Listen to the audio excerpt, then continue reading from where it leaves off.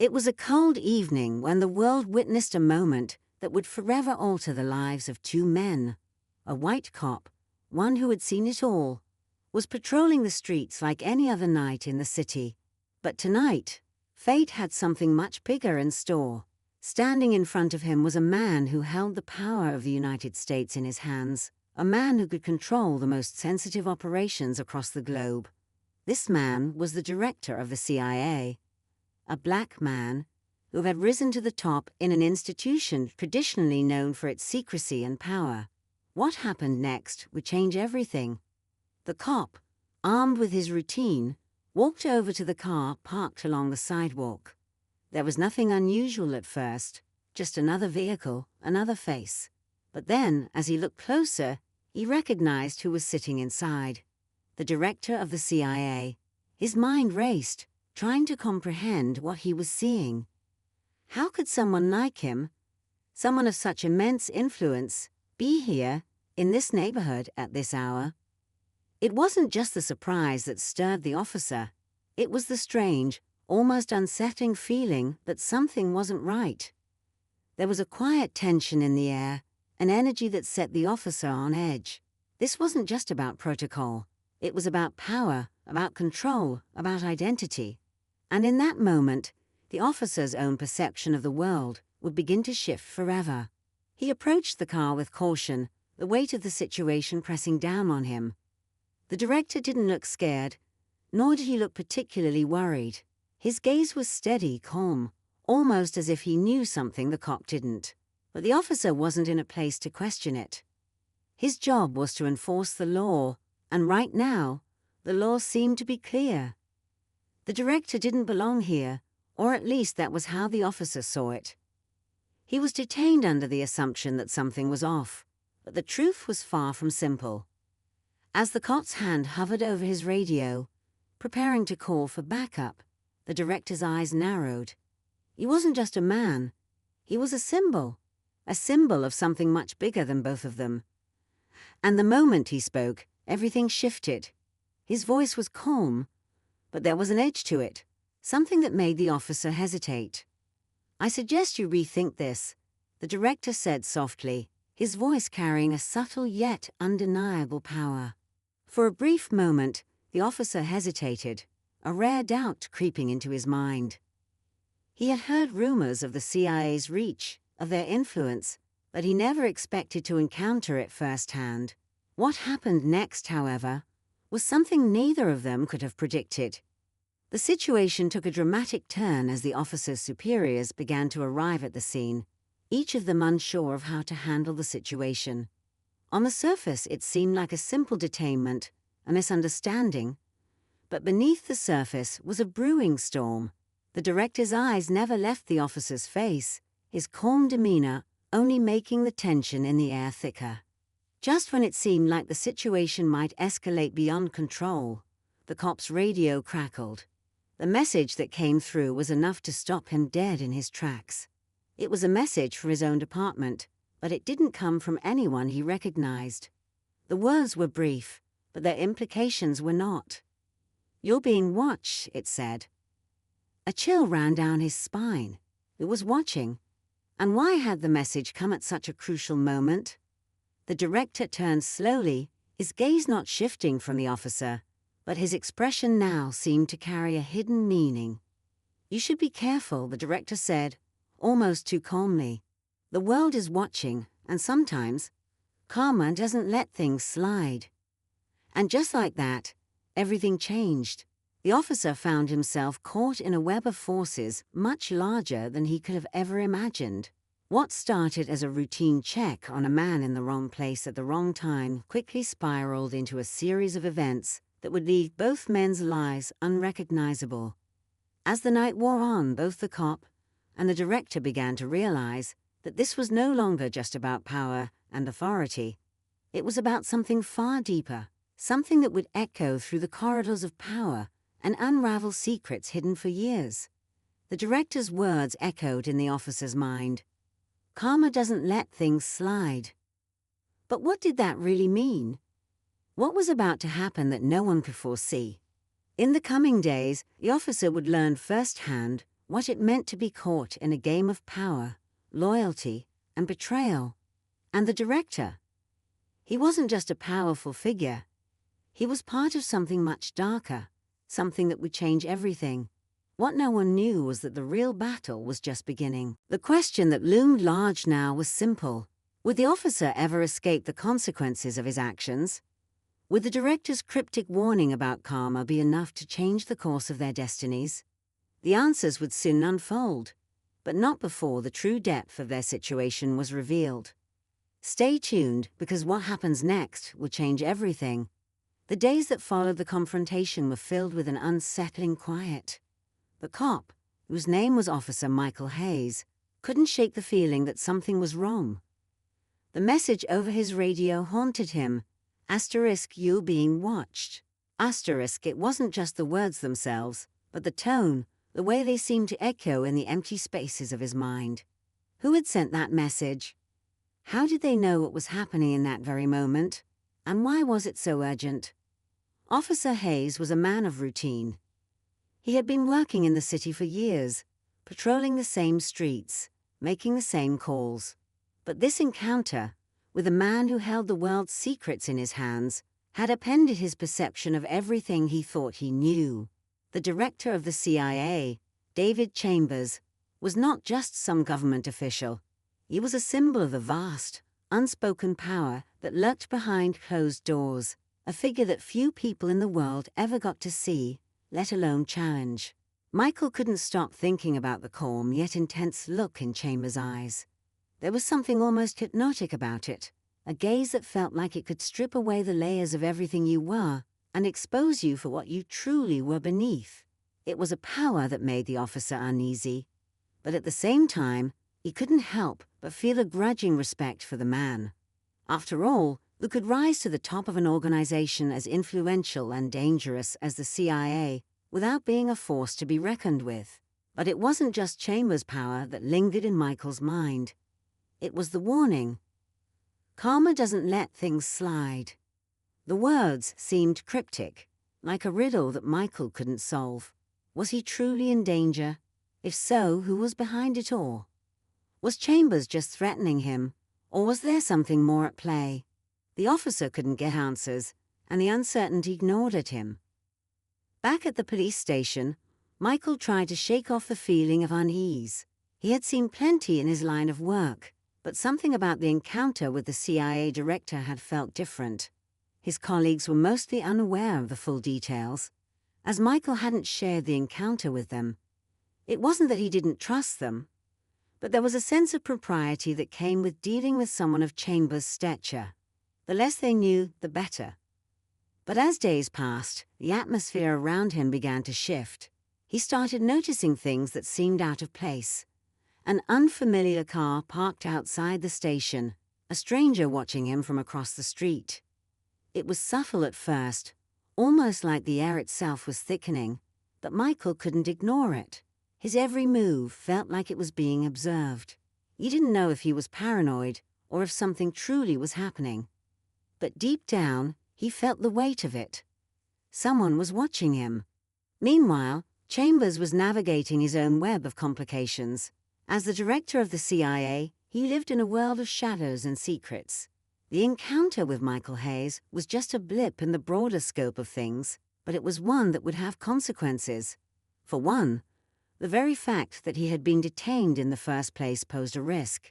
It was a breach of his personal safety, but more importantly, it was a breach of the delicate balance of power. Chambers had always known that his position was precarious. Even though he held one of the most powerful jobs in the world, he wasn't untouchable. Every decision he made had repercussions, and there were plenty of people who would have loved to see him fall. The tension in the air wasn't just coming from the officer. It was coming from within his own ranks, from people who saw the director's position as a target. After the incident with Hayes, Chambers knew he had to cover his tracks.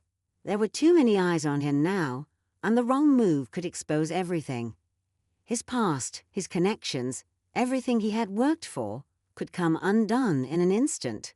The stakes were higher than ever. But instead of retreating into the shadows, he made the decision to confront the growing threat head-on. He had already warned the officer, but that was only the beginning. Chambers couldn't shake the feeling that the situation was spiraling out of his control. His warning about karma was no coincidence. Karma, for him, was not just an abstract concept. It was a force he understood all too well. For years, he had navigated a world filled with manipulation, deceit, and calculated risks. But every action had a consequence, and now it seemed as if he was about to pay the price. For both men, the storm was approaching, but neither one knew how close it was or how much further it would go. Back at the police station, Michael was restless. He had tried to return to his usual duties, but the nagging feeling of being watched never left him. His shifts had become longer, his vigilance sharper. He couldn't shake the thought that something was coming, something that would force him to confront the consequences of his actions. But what could he do? He was just a cop. He had no real power, no connections. If someone wanted him out of the picture, there was little he could do to stop it. And yet he couldn't escape the nagging sense that there was something bigger happening behind the scenes. The cryptic warning from the director lingered in his mind, gnawing at him. Karma. The idea that his past actions were catching up with him. It was more than just an idle threat. It was a reality, one that was inching closer with each passing day. At home, Michael tried to focus on the little things, his family, his friends, the normal life he had worked so hard to build. But nothing felt normal anymore. He was always looking over his shoulder, always wondering if the next knock on his door would be the one that changed everything. Little did he know, the storm was closer than he realized. Chambers had already set his plans in motion. The CIA, the shadowy figures who worked in the deepest corners of government, were already tracking Michael's every move. He was no longer just a regular cop. He was a pawn in a much larger game, one that was about to come crashing down. But what neither man understood was that karma wasn't always as predictable as they thought. And in this case, the forces at play were far greater than either of them could ever have imagined. As they continued on their separate paths, their fates were inevitably intertwined, and the coming collision would be one that neither of them would survive unchanged. What was going to happen next? The answers were closer than they thought, but they would come at a cost, one that neither man could afford. As the days continued to slip by, both Michael and Chambers found themselves entangled in a web of growing uncertainty. For Michael, the feeling of being watched was no longer just an annoying thought in the back of his mind. It had become an ever-present reality. He had tried to focus on his work, to push through his unease, but the subtle signs kept adding up. First, it was the strange cars parked near his house. Then it was the unfamiliar faces in his neighborhood, always lurking just out of sight. It was as if the world around him had become a maze of shadows, each corner hiding something he couldn't see, yet instinctively knew was there. He had heard whispers around the precinct, rumors that made his skin crawl. Officers who had worked alongside him for years now regarded him with weary eyes. Some didn't say anything, but others, those who had been in the force for decades, seemed to know more than they let on. One of them, Officer Mitchell, had been particularly distant, often casting sideways glances whenever Michael passed by. Mitchell had a reputation for knowing things that weren't in the official reports. And every time Michael caught his eye, Mitchell's expression was a mixture of pity and concern. It was as if Michael were becoming part of something much darker, something that couldn't be explained in any simple way. In the meantime, Chambers was fully aware of the delicate nature of the situation. As director of the CIA, he lived with a constant undercurrent of danger, but this was different. This wasn't just about national security or intelligence. This was personal. The encounter with Michael had set off a series of events that he couldn't control. And he found himself facing a pressure he hadn't experienced in years. He wasn't just protecting his career, he was protecting something much larger, something far more dangerous. There were whispers in the corridors of power. In the CIA, information was currency, and there was always someone looking to take it. Chambers knew that a slip-up could cost him everything. He had worked too hard, too long, to let something as trivial as a detainment on a quiet street unravel all that he had built. But the truth was, he had made a mistake, something he had never allowed to happen before. He had underestimated Michael. David Chambers had heard about the cop's background from his own sources. Officer Hayes wasn't just any street cop. He had a sharp mind and an uncanny ability to read people. He was more than just a law enforcement figure. He was a man who had witnessed the darkest sides of society and who had developed a sense of intuition that bordered on the uncanny. And now, that intuition had been piqued. He had seen something that Chambers hadn't anticipated. A deeper, hidden part of the story, one that had begun to make Michael question everything he had known about his own world. Chambers had known that karma would come for him eventually, but it wasn't supposed to happen like this. He hadn't counted on a man like Michael Hayes catching onto his game. The CIA director had lived his life carefully, making sure that every action was calculated, every move considered. But there were forces in play now that even he couldn't predict. And though he had tried to distance himself from the officer, tried to bury the event and move on, the threat Michael posed was only growing. What Chambers didn't know was that Michael wasn't just suspicious anymore. He was getting closer to something that could tear apart the very foundation of the CIA. And the more Michael dug, the more it became clear the line between right and wrong wasn't as clear-cut as he had once believed. In his quest for truth, he had begun to uncover things that went far deeper than a simple act of police authority. He had stumbled upon a truth that most people would never dare to acknowledge. The CIA's influence reached far beyond the confines of government and intelligence. It touched everything: the media, the justice system, even local law enforcement. Michael had no idea just how deep the conspiracy went, but every step he took was pushing him closer to the truth. And with each new discovery, the weight of his actions grew heavier. But Michael was far from ready to back down. He had always been a man of principle, a man who believed in justice, even when it seemed elusive. His confrontation with Chambers had rattled him, but it also stirred something inside him. Something that he couldn't ignore. He wasn't just a small-town cop anymore. He was a man on a mission, even if that mission would bring him into direct conflict with the most powerful people in the country. One night, as Michael sat at his kitchen table, poring over his notes and reports, the doorbell rang. It was late, almost midnight, and the sound of the doorbell broke the stillness of the night. Cautiously, he opened the door, half expecting it to be one of his neighbors or maybe a late-night call for help. But what he saw sent a chill down his spine. A man in a dark suit, with a calm, collected expression, stood before him. He didn't introduce himself, but the look in his eyes was enough to tell Michael that he wasn't here by accident. He was here for a reason. The man's voice was steady, but there was an underlying threat. "Officer Hayes, I suggest you stop digging into matters that don't concern you. There are forces at play here that you cannot hope to understand." His words hung in the air, and Michael could feel the weight of them pressing down on him. The man continued, his tone colder now.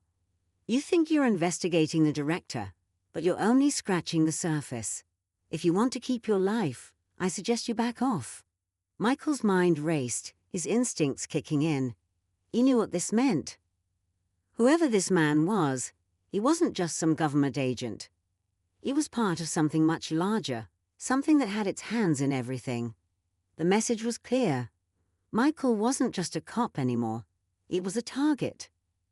As the man turned and walked away, Michael stood frozen for a moment. His heart pounded in his chest as the weight of what had just happened sank in. He wasn't just being watched. He was being hunted. Back in the shadows, Chambers had already received word of the encounter. He knew that the walls were closing in, and his options were running out. He had underestimated the cop, yes, but more importantly, he had underestimated the consequences of his own actions. What started as a small misstep had grown into a full-blown crisis, and he could feel the noose tightening around his neck. The game was no longer about power or control. It was about survival. And now, with both men locked in a deadly game of cat and mouse, there was no telling where it would lead. Would Michael survive the hunt, or would he become yet another casualty of a system too powerful to fight? Only time would tell. But one thing was certain: whatever happened next, it would change everything. The days after the warning were a blur for Michael. Every step he took felt heavier than the last, as if the very ground beneath him had shifted. He couldn't escape the gnawing sensation that his life, his entire existence, was no longer his own. Every knock on the door, every shadow in the corner of his vision made his heart race. He didn't know who was watching him now, or how far the reach of the forces after him truly went, but he felt it in his bones. Things were spiraling out of control, and there was no way to stop it. The man in the dark suit had delivered his message, and the message was clear. Michael was now part of a game that he didn't understand, one where every move could cost him his life. The more he tried to resist, to push back, the more the world around him seemed to close in.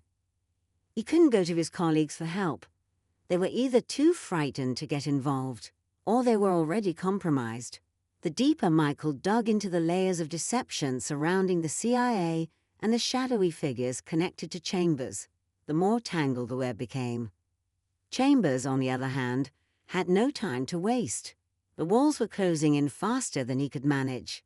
He could feel the heat rising, every wrong step drawing attention to the dark secrets he had spent years hiding.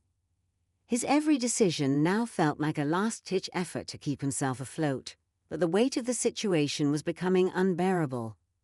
He had underestimated Michael, and now the cop had pushed too far. He had taken it beyond just a warning. Michael had become a threat, one that couldn't be ignored. If it meant eliminating him to protect everything he had built, then that's what had to be done. The tension between the two men was palpable, but neither one fully understood the gravity of the situation. They were locked in a game of survival, where every move could either bring them closer to victory or seal their doom. As the days wore on, Michael found himself walking a tightrope, with every decision potentially setting off a chain of events he could no longer control. There was no escaping the looming confrontation. No one could keep running forever. One evening, as the weight of the night pressed in on him, Michael found himself sitting in his car outside the precinct. He stared out through the windshield, the lights of the city flickering in the distance. His fingers tapped nervously on the steering wheel. He hadn't realized until that moment how much the world had changed for him. He wasn't just a cop anymore. He had become a man on the edge, caught between the shadows of power and the fight for justice. The quiet hum of the city was suddenly broken by the buzz of his phone. He hesitated, then picked it up. It was a message from an unknown number, a cryptic line of text that sent a cold chill through his spine. Asterisk. The director knows. It's too late now. Asterisk. The words haunted him. He had pushed too far, no doubt about that. But what did it mean? What was Chambers planning? And what would happen if Michael didn't stop? The realization struck him like a bolt of lightning. He wasn't just fighting the CIA anymore. He was fighting for his life. As the night wore on, Michael made up his mind. There was no turning back. He couldn't just walk away from this. He had to know the truth, even if it meant facing the storm head-on. He couldn't stand by and let the director's web of corruption continue unchecked. Meanwhile, Chambers had already set his own plans in motion. His network had tracked Michael's every move, and now it was time to deal with the cop once and for all. Chambers was a man of calculated moves, but he had reached the end of his patience. The director had always been a chess player, thinking 10 moves ahead. But now he was cornered. He had to act quickly, decisively, before Michael uncovered too much and everything unraveled. It wasn't long before Michael received a call. He hadn't been expecting it. And when the number flashed across his phone, a part of him knew this would be the call that changed everything. He answered, his voice tight with anticipation. Michael Hayes, the voice on the other end, said, "Calm yet chilling. You've crossed a line. Now you'll have to face the consequences." The words hung in the air for a moment. There was no mistaking the tone. This wasn't a negotiation. The director's reach had finally arrived, and Michael, despite his courage, was powerless to stop what was coming. The SUV stopped just a few feet away from his car, its headlights flashing briefly before they dimmed, casting the entire street into a deep, unnatural darkness. Michael's mind raced, his breath coming in shallow gasps. Was this a trap set by the CIA? Or was this something more, something darker? Before he could act, a figure emerged from the shadows, stepping out of the SUV with deliberate, measured steps. The figure was tall, cloaked in darkness, but Michael could make out enough to know that it wasn't anyone he recognized. The person moved with an air of authority that sent a chill through his bones. Without a word, the figure approached his car, stopping just a few feet away. Michael's hand hovered over the door handle, ready to escape, but something stopped him. This wasn't the time to run. Not yet. The figure spoke, and the voice was unmistakable.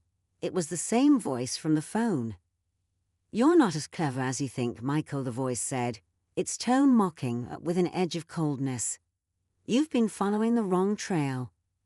The director, he's just one part of the puzzle, but you've already dug too deep." Michael felt a lump rise in his throat, the sudden realization dawning on him. Whoever this person was, they had been watching him long before he ever got to the warehouse. The pieces were falling into place, but they were leading him down a path he wasn't sure he wanted to walk. What had started as an investigation into a corrupt system now seemed to reveal an even more dangerous game, one with players so powerful, so far-reaching, that Michael's role in it was barely a footnote. The figure continued, stepping closer to the car, the shadows seeming to envelop them both. "You've been chasing shadows, thinking that a man like David Chambers could be the mastermind. But you don't understand how deep this goes. The CIA, the director, they're just tools. And you're about to learn just how small you really are in all of this." Michael's mind spun. His heart pounded in his chest. And for the first time in his life, he truly felt the weight of his insignificance in the grand scheme of things. He had believed in the illusion of control, in the idea that he could bring justice to a system so deeply entrenched in corruption. But now, standing face to face with the unknown figure, he realized that he had been a pawn all along, manipulated, played, and ultimately expendable. The figure reached into their jacket and pulled out a small silver device, a flash drive, gleaming in the dim light. They held it up, letting Michael see it clearly before slipping it into their pocket. "You've got one chance to walk away, Michael," the figure warned. "Take it, or you'll find yourself buried in a world you can't even begin to understand." And with that, they turned and vanished into the night, leaving Michael in the darkness, alone and questioning everything he thought he knew. As he sat there, the weight of the flash drive heavy in his mind, Michael realized that whatever he had started had already gone beyond his control. The forces he had been up against were not just powerful, they were unstoppable. And now he was at the center of a storm with no way to outrun it. The pieces were shifting, and everything was about to come crashing down. What would happen next, Michael couldn't predict, but he knew one thing for sure. Nothing was as it seemed, and the truth would cost him more than he was ready to pay. Michael sat frozen in his car, the night closing in around him like a vice. His mind raced, processing everything he had just heard, everything he had learned in the last few days. The figure, the voice on the phone, the flash drive now burning a hole in his thoughts. He knew this was the moment. This was the point of no return. Whatever was in that drive had to be the key to everything, the missing piece to a puzzle that had been haunting him for far too long. His hand trembled as he gripped the steering wheel, unsure whether to drive back to the station or keep going. His instincts screamed at him to leave, to walk away from this whole mess. But there was no turning back now. The truth was too close, too dangerous. He had to know what was on that drive. His phone buzzed again. Michael glanced at the screen, his breath catching.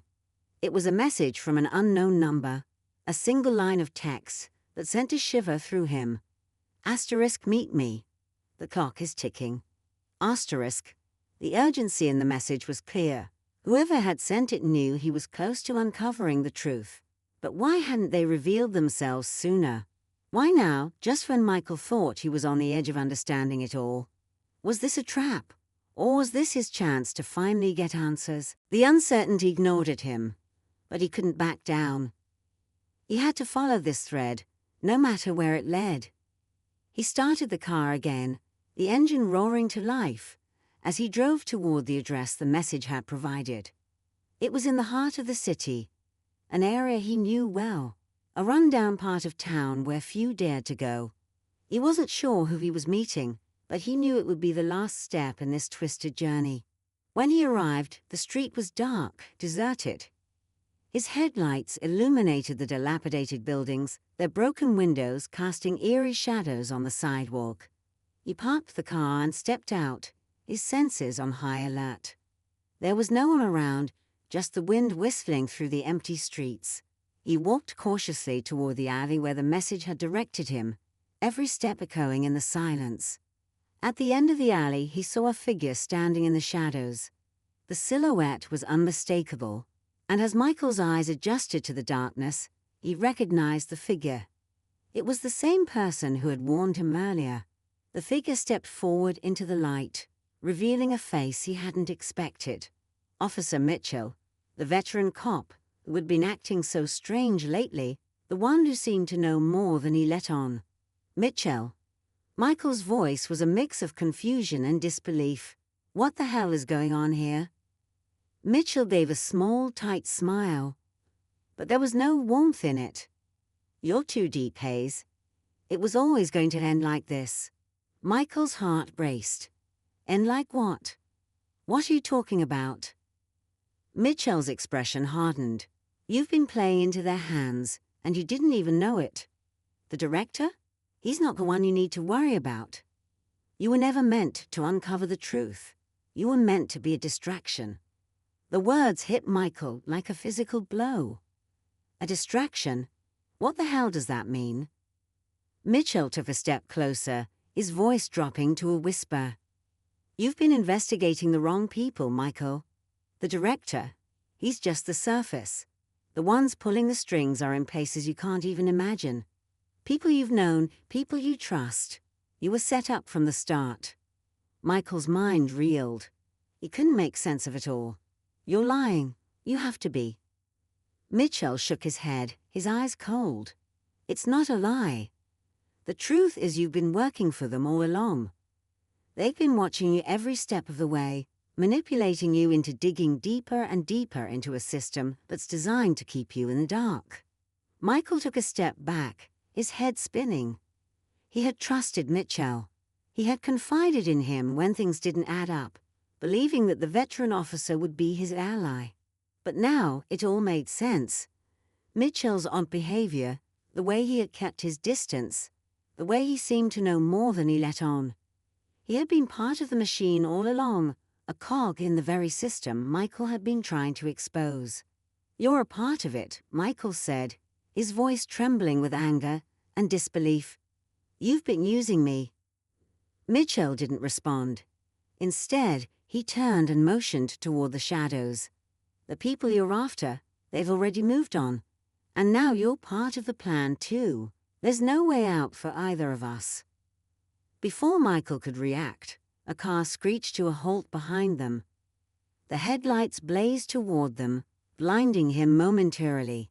In an instant, several figures stepped out, all of them dressed in dark suits, their faces hidden behind sunglasses. The same group that had been watching him, the same force that had manipulated everything up to this point. Mitchell didn't flinch. It's over, Michael. You've already crossed the line. Michael's mind raced. He couldn't trust anyone. Not now. He had been a pawn, just like Mitchell. But there was one thing he could still control: his fate. He had one choice left. Without thinking, Michael bolted toward the alley entrance, running as fast as he could, heart pounding in his chest. The sound of footsteps behind him grew louder, the shouts of his pursuers growing closer with each second.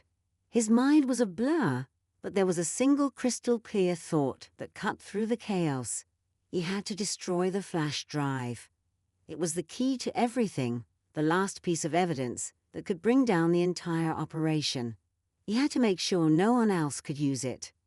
As he sprinted through the streets, his lungs burning, he felt the weight of the flash drive in his pocket. It was the only thing that mattered now. He found a sewer grate, grabbed the device, and shoved it through the bars. The drive clattered into the darkness below. But as soon as the drive was gone, Michael realized too late that the trap had already been set. The car that had pulled up behind him wasn't just a vehicle, it was a signal. In that split second, as the figures emerged from the shadows, Michael understood the truth. He wasn't just a distraction. He was the final act in a much larger, more dangerous plan. And as he turned to face the figures closing in on him, the last thing he saw before the darkness swallowed him was Mitchell's cold, emotionless expression. The game was over, but the final twist? It wasn't just Michael's life at stake. The real players had only just begun their move. Michael's heart was pounding as the figures moved closer, their footsteps echoing through the empty streets. He had no plan left, no escape. The flash drive was gone, discarded into the depths of the sewer. But even that act had been part of the trap. He had been so focused on destroying the evidence, so determined to stop whatever plan was unfolding, that he never once stopped to think about the bigger picture. The men who surrounded him were not just ordinary agents. They weren't simply following orders. No, they were part of something much larger, something deeply entrenched in the fabric of the government, in the undercurrents of power that Michael had been blind to for so long. The truth was too much to handle, too dark to even comprehend. And now, as they closed in on him, Michael realized the painful truth. He was never meant to uncover the full story. He had been an unwilling participant in a far-reaching conspiracy that was just beginning to show its true face.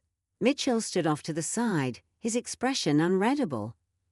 Michael had hoped, in some distant part of him, that his former colleague might step in, that there might be some shred of humanity left in the man he once trusted. But Mitchell didn't move. His role had already been decided, and Michael's fate was sealed. One of the men approached, a tall figure with a sharp gaze that seemed to pierce through Michael. He didn't need to say anything for Michael to know what was happening. This was the end. "Get in the car," the man said coldly. "Now." Michael hesitated, not knowing what to do. The air was thick with tension, and the weight of the situation crushed him from all sides. There was no escaping. They had won. And yet, something inside him refused to give in entirely. Instead of obeying immediately, Michael's eyes darted around, searching for any possible chance, some tiny window of opportunity. But it was futile. The men were everywhere, closing in with surgical precision. There was nowhere to run, nowhere to hide. But then the man with the sharp gaze seemed to change his approach. He took a step back, as if waiting for something, waiting for Michael to understand. "You've been asking the wrong questions, Michael," the man said. "The director, the CIA. It's all part of a much bigger operation. You think you can stop us by uncovering our secrets. But the truth is, we've already won." Michael didn't respond. He felt hollow, drained of all the fire that had driven him to dig deeper into the corruption. He had thought he was fighting for justice, for truth, for something bigger than himself. But now, standing at the crossroads of his own defeat, he realized how naive he had been. The system he had once served was too powerful, too vast to tear down with the truth alone. The man's voice cut through the silence again. "But you're not entirely useless to us. Your little investigation, your little pursuit of justice, while misguided, has had a purpose. You've shaken the tree, and now it's time for you to step aside. Michael clenched his fists, a sense of frustration bubbling up within him. He had sacrificed so much, his career, his life, his understanding of the world, all for a truth that seemed so fleeting, so elusive. He had been played. His suspicions had been right all along, but it was too late to change anything now. The damage had been done. "Come on," the man said, a hint of impatience creeping into his tone. "We've got work to do." As the men guided him toward the car, Michael felt a strange sense of resignation. He wasn't going to walk away a hero. There was no grand resolution, no shining victory. All that was left was to face the consequences of a game he had never fully understood. The drive to the hidden facility was silent, the car's tires humming over the pavement as the cold night passed by. Michael's mind replayed everything that had happened, every decision he had made, every step he had taken in pursuit of a truth that had never truly belonged to him. He had been a pawn in a much larger scheme, and now he was just one more casualty in a war he had no chance of winning. They arrived at a nondescript building, bare, functional, and completely unremarkable. The guards ushered him inside, into a sterile room that smelled of metal and technology. It was a place of control, of power. A room designed to break people, to reshape them into something useful. He was led to a chair, straps waiting to bind him into place. But before they could secure him, Michael finally spoke, his voice rough but steady. "I don't know why you're doing this. I don't know what you think you'll gain, but I'll never be a part of this." The man with the sharp gaze turned to him, his lips curling into a half-smile. "You still don't get it, do you?" he said, his voice almost pitying. "This isn't about you. It never was. You're just a stepping stone, a momentary distraction. The real players have already moved on." For the first time, Michael understood. The truth wasn't just hidden in the CIA, in the world of government and power. It was far deeper, far more dangerous. The system had evolved into something almost unrecognizable, something beyond what he could have ever imagined. He had been used, manipulated, and discarded. The truth he had been chasing wasn't meant to be found. But there was still a glimmer of defiance in Michael, a spark that refused to be extinguished. He had lost the battle, but he wasn't going to let them break him, not without a fight. As the guards moved in to restrain him, something inside Michael snapped. In that final moment, he made a decision. No matter what they did to him, no matter how they tried to control him, he would never stop fighting for the truth. Even if he couldn't bring it all down, he would keep pushing, keep questioning. The system was too powerful, yes, but the human spirit, his spirit, would never be silenced. And as the door to the room clicked shut, Michael was left alone in the cold, sterile silence, the weight of everything that had happened pressing down on him. He had failed, but the story wasn't over. It couldn't be. Out there, in the world beyond these walls, the truth was still waiting. And though it seemed buried beneath layers of corruption and power, Michael knew that someone someday would pick up where he had left off. The battle wasn't over. It was only just beginning. In the end, that was the one truth that mattered.